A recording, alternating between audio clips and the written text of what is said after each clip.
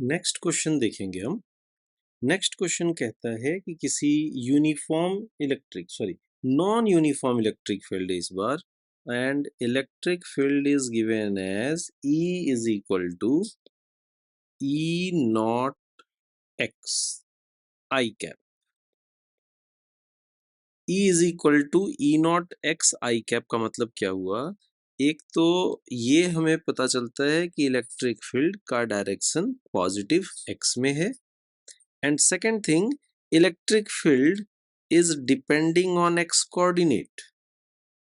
और अब हमसे पूछा जाता है कि अगर इस तरीके का कोई अरेंजमेंट है, इसमें आपको कोऑर्डिनेट एक्सिस दिख रहे, y z and this is x। इस क्यूब के अंदर चार्ज एनक्लोज्ड पूछा गया है हमसे। इस अरेंजमेंट में एक क्यूब गिवन है और चार्ज एनक्लोज्ड पूछा गया है। यहाँ पे क्यूब के लिए कोऑर्डिनेट्स गिवन है। For this face, coordinate is a comma 0, and for this face coordinate is 2a comma 0। Okay, तो सबसे पहली बात ये होगी कि इस क्वेश्चन में अगर एंटरिंग फ्लक्स और एमर्जिंग फ्लक्स बराबर हो तो चार्ज एनक्लोज्ड 0 होगा। बट इस सिचुएशन में हम चेक करना चाहेंगे कि क्या एंटरिंग और एमर्जिंग फ्लक्स बराबर हैं या नहीं है। आप देख सकते हैं फ्लक्स एंटर करेगा इस फेस से, यहां से फ्लक्स एंटर करेगा and it will emerge out from this face. Electric flux की वैल्यू कैसी मिलेगी? Electric field E into area.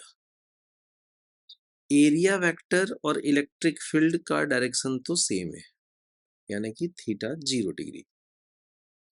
और अगर बाहर की तरफ आप एरिया वेक्टर लोगे तो आपको एंगल कैसा दिखेगा?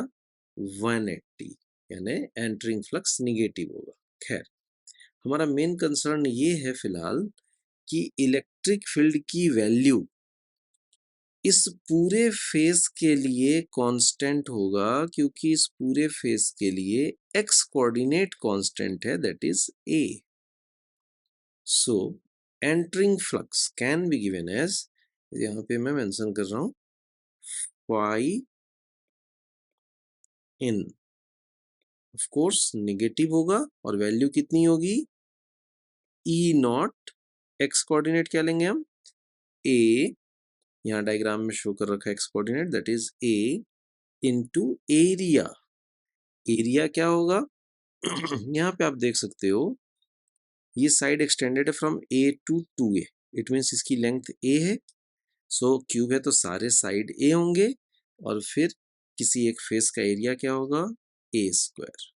सो entering flux will be minus E not a cube. अब हम चेक करेंगे emerging flux. It will come out from this face and phi out. Of course, it will be positive. Now, electric field की value क्या होगी? इस face के लिए x coordinate 2a, यानी x की जगह हम पुट करेंगे 2a. So, electric field will be E naught into 2a. Electric field E naught into 2a. This is electric field, and area, of course, a square. So into a square. So phi out will be 2 E naught a cube. So net flux क्या मिलेगा हमें? Phi net. It will be resultant of phi in and phi out.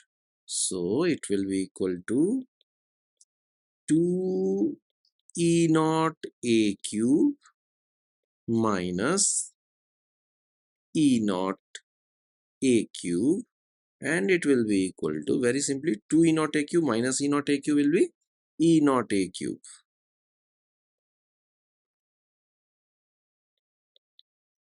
ये आपको net flux मिला। Question ने क्या पूछा था आपसे? क्वेश्चन ने पूछा था चार्ज एनक्लोज्ड, तो phi net should be equal to charge enclosed by epsilon naught, and hence charge enclosed will be equal to phi net into epsilon naught, that will be equal to e naught a cube into epsilon naught, e naught a cube into epsilon naught. This is our final answer.